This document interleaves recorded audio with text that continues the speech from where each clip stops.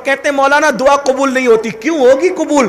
دل میں تو کینے کا کتا بیٹھا ہوا ہے, دل میں تو کینے کا جانور بیٹھا ہوا ہے. حضرت سیدنا ابو ہریرہ ملک شام گئے, توجہ کرنا, ملک شام گئے, ملک شام جا کر کے لوگ جمع ہو گئے, صحابی رسول آئے, صحابی رسول آئے, تو اب کیا ہوگا؟ اب دعا ہوگی, نبی کا صحابی دعا کرے گا. حضرت ابو ہریرہ ہمارے جیسے لوگ وہ نہیں تھے نا, صحابہ ہمارے جیسے نہیں تھے, وہ حق بات کو منہ پہ بولتے تھے, اچھا لگے کہ برا لگے جاؤ. ہم لوگ تو بہت رعایت کرتے ہیں, لیکن وہ حق بولنے میں کسی کی رعایت نہیں کرتے, کیونکہ رسول اللہ کی تربیت تھی. ہم لوگ تو دیکھتے ہیں سیٹھ صاحب ہے, ناراض ہو کے کہیں چندہ نہ بند کر دے, سلام کلام نہ بند کر دے, سب کا خیال رہتا ہے. مگر یاد رکھنا, رب کی راہ میں کسی کا خیال نہ کرو. حق جب تک نہیں بولو گے حق تک نہیں پہنچو گے.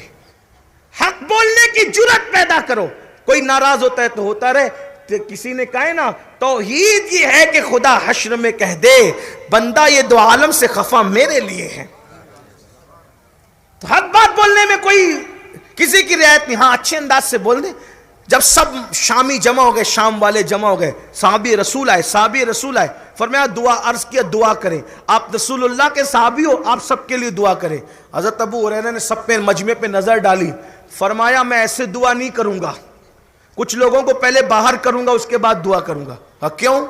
کہا میری دعا ضائع نہ ہو, اس لیے جو اپنے رشتہ داروں کے رشتے کو منقطع کر چکا ہے, جن کے رشتہ داریوں میں بات چیت بند ہے, جب تک وہ اٹھ کے نہیں جائیں گے میں دعا نہیں کروں گا. کیونکہ ایسا آدمی اگر مجمع میں رہا تو میری دعا بھی قبول نہیں ہوگی. پہلے جاؤ اپنے رشتہ داروں سے صلح کر کے آؤ, جس کے بات چیت بند ہے رشتہ داروں سے. لیکن وہ دور کتنا اچھا تھا, خیر القرون کا دور تھا نا.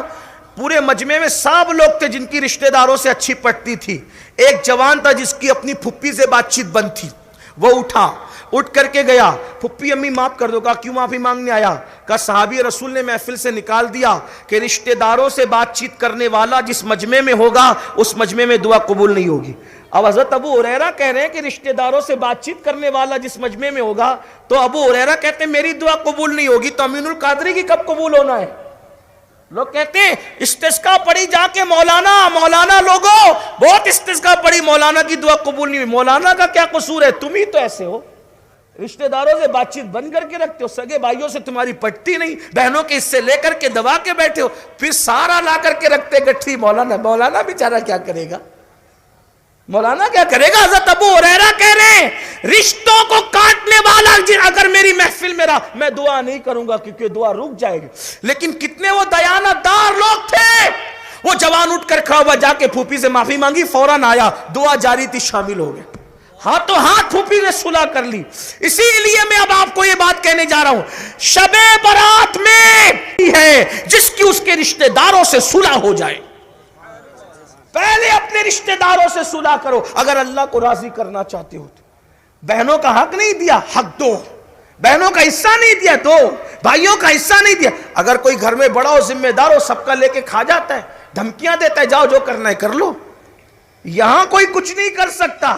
اگر کسی کی 1 انچ کی جگہ حصے میں آپ نے رکھ لی تو یہ اندر وہ 1 انچ جگہ 7 طبق تک کاٹ کر نکالی جائے گی, اور وہ آپ کے گلے میں قیامت کے دن ڈالا جائے گا. یہ بوجھ اٹھا لے.